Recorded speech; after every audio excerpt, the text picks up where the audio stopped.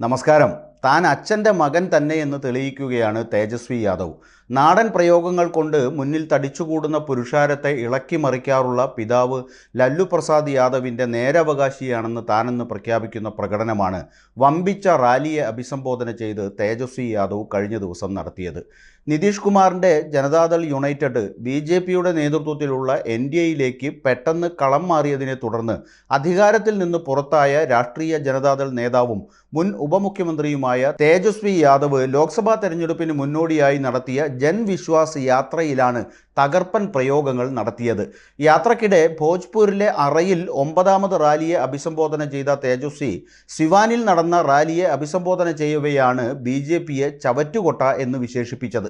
BJPയിലേക്ക് പോയ മുൻ സഖ്യകക്ഷിയെ മാലിന്യം എന്നും യാദവ് പരിഹസിച്ചു. തൻ്റെ റാലികളിൽ അദ്ദേഹം 2 പ്രധാന കാര്യങ്ങളാണ് ഊന്നി പറയുന്നത്.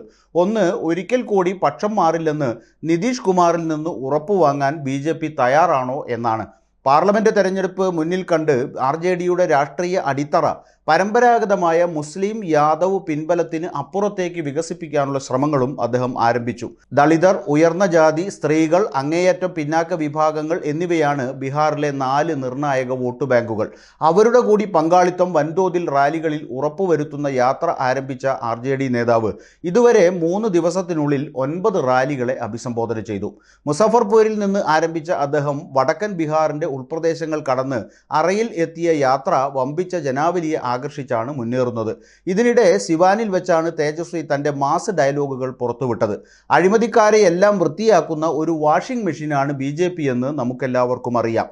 മാലിന്യമായി മാറിയ രാഷ്ട്രീയ പാർട്ടികളെ ഉൾക്കൊള്ളുന്ന ഒരു ചവറ്റുകൊട്ട കൂടിയാണ് BJP എന്നാണ് തേജസ്വി സിവാനിൽ വെച്ച് കാച്ചിയത്. ഇതുവരെ നടന്ന റാലികളിൽ തേജസ്വിയെ പിന്തുണയ്ക്കുന്നത് മുസ്ലിം യാദവ് കൂട്ടുകെട്ട് മാത്രമല്ല, നിഷാദ്, ലോഹർ, പാസ്വാൻ, EBC, പട്ടികജാതി വിഭാഗങ്ങളിലെ ആളുകൾ പോലും അദ്ദേഹത്തെ പിന്തുണച്ച് മുദ്രാവാക്യം വിളിച്ചതാണ് ശ്രദ്ധേയമായത്. നിരവധി സ്ത്രീകളും യുവാക്കളും അദ്ദേഹത്തിൻ്റെ വാക്കുകൾ കേൾക്കാൻ തടിച്ചുകൂടിയതും ശ്രദ്ധേയമായി. യാദവിൻ്റെ കുതിരപ്പടയാളികൾ കടന്നുപോകുന്ന റോഡിൻ്റെ ഇരുവശങ്ങളിലും കൂറ്റൻ സ്വാഗത കവാടങ്ങളും പോസ്റ്ററുകളും ബാനറുകളും കട്ടൗട്ടുകളും സ്ഥാപിച്ചിരുന്നു. RJD അനുഭാവികൾ അദ്ദേഹത്തിൻ്റെ കുതിരപ്പടയെ കാത്തുനിൽക്കുകയും അദ്ദേഹത്തിൻ്റെ രഥത്തിൽ പുഷ്പങ്ങൾ ചൊരിഞ്ഞുകൊണ്ടാണ് വരവേറ്റത്. പലയിടത്തും അദ്ദേഹം സഞ്ചരിക്കുന്ന രഥമായി മാറിയ ബസ്സിൽ നിന്നും ഇറങ്ങി അനുഭാവികളെ കാണുകയും ആശംസകൾ സ്വീകരിക്കുകയും ചെയ്തു. താൻ മുഖ്യമന്ത്രിയായാൽ ഇനിയും ഒരുപാട് കാര്യങ്ങൾ ചെയ്യാൻ കഴിയുമെന്ന് നേരത്തെ സീതാ മഹർഷിയിൽ നടന്ന സമ്മേളനത്തെ അഭിസംബോധന ചെയ്യവേ യാദവ് പറഞ്ഞു. ഉപമുഖ്യമന്ത്രി എന്ന നിലയിൽ 10 ലക്ഷം ജോലികൾ നൽകാൻ കഴിയുമെങ്കിൽ സംസ്ഥാനത്തെ നയിക്കാൻ ബീഹാറിലെ ജനങ്ങൾ പിന്തുണച്ചാൽ കൂടുതൽ നൽകാനാകുമെന്ന് അദ്ദേഹം ചൂണ്ടിക്കാട്ടി. ലോക്സഭാ തെരഞ്ഞെടുപ്പിനൊപ്പം നിയമസഭാ തെരഞ്ഞെടുപ്പും നടത്തുന്നതിനായി നിയമസഭ പിരിച്ചുവിടാൻ കുമാർ തയ്യാറാണോ എന്ന് വെസ്റ്റ് ചമ്പാരൻ ജില്ലയിലെ ബേട്ടിയയിൽ യാദവ് വെല്ലുവിളിച്ചു. എല്ലാ റാലികളും BJP-JDU സർക്കാരിൻ്റെ 17 വർഷവും പരമാവധി തൊഴിലവസരങ്ങൾ നൽകിയ മുൻ സർക്കാരിൻ്റെ 17 മാസത്തെ RJD ഉൾപ്പെട്ട മന്ത്രിസഭയും തമ്മിലുള്ള താരതമ്യവും അദ്ദേഹം നൽകുന്നുണ്ട്.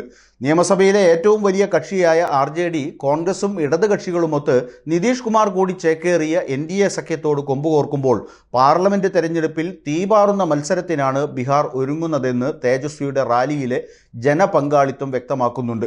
നിതീഷിനെ ഒപ്പം കൂട്ടിയത് BJPക്ക് നഷ്ടക്കച്ചവടമാകുമെന്നാണ് ഇത് നൽകുന്ന സൂചന.